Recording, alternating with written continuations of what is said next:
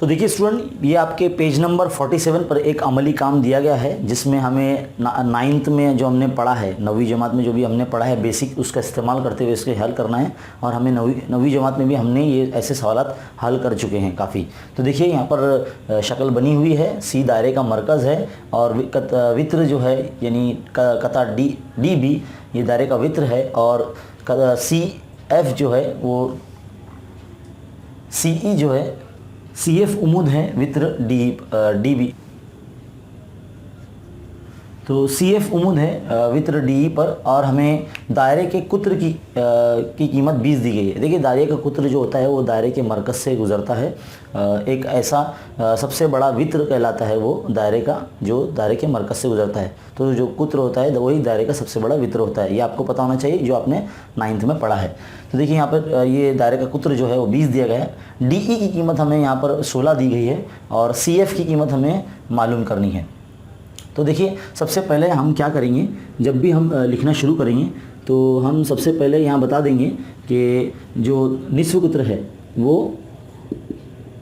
निस्व कुत्र क्या होता है, वो कुत्र का आधा होता है ना। तो कुत्र का आधा होता है, तो निस्व कुत्र को हम आर से जाहिर करते हैं और कुत्र को डी से जाहिर करते हैं, इसलिए R is equal to D upon two. तो हमें कुत्र कितना दिया है, 20 दिए गए, तो 20/2 इक्वल टू आर। तो ये कितना आ जाएगा, निस्व कुत्र कितना आ जाएगा, आर, इसलिए आर बराबर 10 आ जाएगा, यानी हमारा जो निस्व कुत्र है वो 10 आ जाएगा। तो देखिए अगर मैं इस तरह से इसे मिला लूँ ऐसे, सी ई को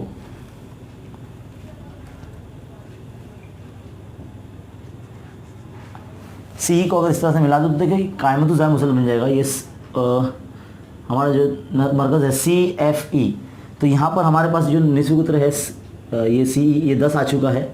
अब हम ये इसमें जो डी की वैल्यू जो है 16 दी गई है, अगर हम इसे आधा कर लें, यानी जो डी एफ और एफ ई जो है वो दोनों आधे होते हैं। देखिए बिल्कुल दोनों आधे आधे होते हैं, किसके, पूरा डी ई के।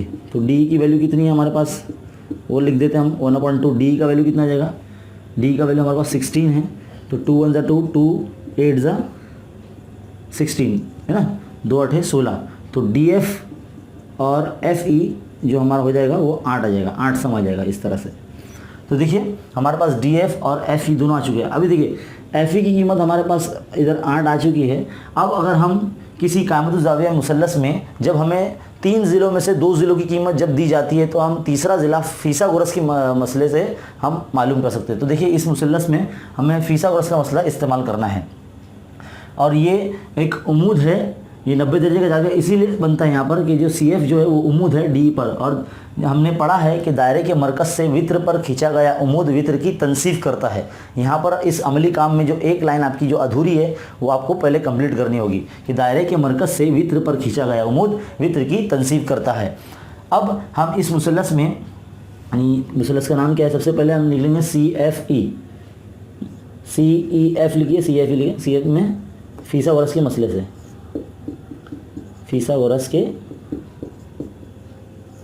मसले से। तो फीसागोरस का मसला क्या कहता है, सबसे पहले वित्र की कीमत लिखी जाती है। तो वित्र कौन है, 90 की निशानी के सामने वाले ज़िले को वित्र कहते हैं। तो सी ई का स्क्वायर आप लाएगा, सी ई का स्क्वायर इज इक्वल टू, उसके बाद कोई भी लीजिए आप, सी एफ का स्क्वायर प्लस एफ ई का स्क्वायर, है ना, लिख लिया हमने। अब सी की कीमत हमारे पास 10 है जो हमने लेकर आया, निस्व कुत्र हमारा वही था, तो इसके लिए सी बराबर 10 हो जाएगा। तो 10 का स्क्वायर, सी एफ हमें फाइंड करना है, मालूम करना है, तो ये एज ही रहेगा। एफ ई की कीमत हमने 8 लेकर आई है, तो 8 का स्क्वायर। तो देखिए 10 का मुरब्बा 100 हो जाएगा, सी एफ ऐसी रहेगा, 8 का मुरब्बा 64 हो जाएगा, है ना। 100 के माइनस में हम 64 को यहाँ लेकर आ जाएंगे, यहाँ सी एफ फाइंड करना, इसलिए ऐसे ही रहेगा। देखिए यहाँ लिख लेते हैं, कितना आ जाएगा, 36 आ जाएगा हमारा, 36 equal to C F square. जब ये रूट में जाएगा तो इस तरह से 6 बन के बाहर आ जाएगा, तो सी एफ का वैल्यू 6 आ जाएगा। देखिए हमें सी एफ का वैल्यू मालूम करना था, सी एफ की कीमत मालूम करनी थी। तो इस तरह से ये सवाल हल हो गया है। ये जितने भी हमने जो बेसिक चीज़ का इस्तेमाल किया है, बहुत बुनियादी चीज़ जो हमने नवम जमात में पढ़ी है, उसी का इस्तेमाल करते हुए हमने किया है। जैसे नस्फ़ कुतर का आधा होता है कुतर का, और दायरे के मरकज़ से वित्र पर खींचा गया उमूद वित्र की तनसीब करता है, ये हमने इस्तेमाल किया। फिर हमने फ़ीसागोरस का मसला इस्तेमाल किया। इस तरह से ये बेसिक चीज़ का इस्तेमाल, बुनियादी चीज़ का इस्तेमाल करते हुए हमने इस सवाल को, पहले अमली काम को हमने हल किया। अब पेज नंबर 48 पर आपकी अमली काम नंबर 2 है, उसकी तरफ बढ़ते हैं। देखिए स्टूडेंट, अमली काम नंबर 2 जो हमारे दरसी किताब के सफ़ा नंबर 48 पर है, ये बोर्ड एग्ज़ाम के नुक्ते नज़र से काफ़ी इंपॉर्टेंट है, तो इसके लिए ये बताना मैं बहुत ज़रूरी समझता हूँ। तो देखिए शक्ल कुछ इस तरह से बनी है, वो दायरे का मरकज़ है, और कता QR जो है वो वित्र है दायरे का, और नुक्ता P जो है वो उस QR का वस्ती नुक्ता है। अगर पूरे QR की कीमत 24 दी गई है हमें, और OP की कीमत हमें 10 दी गई है, तो हमें दायरे का निस्फ़ कुतर मालूम करने के लिए कहा जाता है। तो देखिए सबसे पहले मैं आपको बता दूं, आपने 9वीं जमात में पढ़ा होगा कि दायरे के मरकज़ और वित्र के वस्ती नुक्ते मिलाने वाला जो ख़त होता है वो दायरे के वित्र पर उमूद होता है। तो कुछ इस तरह से हम इधर पे इस बुनियाद पर लिख सकते हैं। तो पहले हमें वो लिखना पड़ेगा कि दायरे के मरकज़ और वित्र के वस्ती नुक्ते मिलाने वाला कता या कता ख़त वित्र पर उमूद होता है। इस तरह से हम कह सकते हैं कि ज़ाविया OPQ जो हो जाएगा वो 90 दर्जे का हो जाएगा, है ना। अभी देखिए हमें दायरे का निस्फ़ कुतर मालूम करना है, तो सबसे पहले निस्फ़ कुतर बनाना पड़ेगा, यानी OQ को पहले हम मिला लेते हैं। चलिए कुछ इस तरह से देखिए, ये हमने OQ मिला लिया। तो देखिए यहाँ पर अब हमारे पास एक क़ायमतुज़्ज़ाविया मुसल्लस बन चुका है OPQ। OP की ले तो हमारे पास कीमत तो 10 है, लेकिन हमारे पास और OQ हमें मालूम करना है, लेकिन QP तो हमारे पास है नहीं। तो देखिए हम मालूम कर सकते हैं, और QP और PR जो है वो दोनों आधे हैं, किसका, वस्ती नुक्ता नहीं है, इसके लिए दोनों ये आधे आधे हो जाते हैं, किससे, पूरे QR से। और QR की कीमत तो हमें दी गई है, QR की हमें कीमत कितनी दी गई है, 24 दी गई है। तो यहाँ चलिए रखिए यहाँ 24, 2 1 2, 2 1 2, 2 2 4, यानी 12 आ गया ये। इस तरह से QP बराबर आ गया PR से 12 आ जाता है। कितना आ जाता है, 12 आ जाता है। अब हम ये ज़िला हमारे पास आ गया 12, और ये है हमारे पास 10। अब हम आप देख सकते हैं कि ये क़ायमतुज़्ज़ाविया मुसल्लस में 3 ज़िलों में से 2 ज़िले हमें दी गए हैं, तो हम तीसरा ज़िला फ़ीसागोरस के मसले से मालूम कर सकते हैं। तो चलिए इस मुसल्लस में, यानी मुसल्लस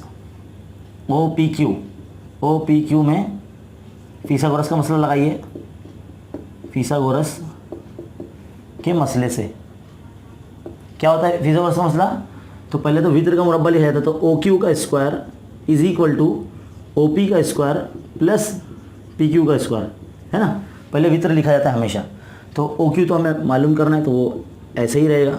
OP की कीमत हमारे पास सवाल में 10 दी गई है, 10 को रख देते हैं। चलिए PQ की कीमत या QP PQ एक ही है, तो उसकी वैल्यू 12 है, रख दिया हमने।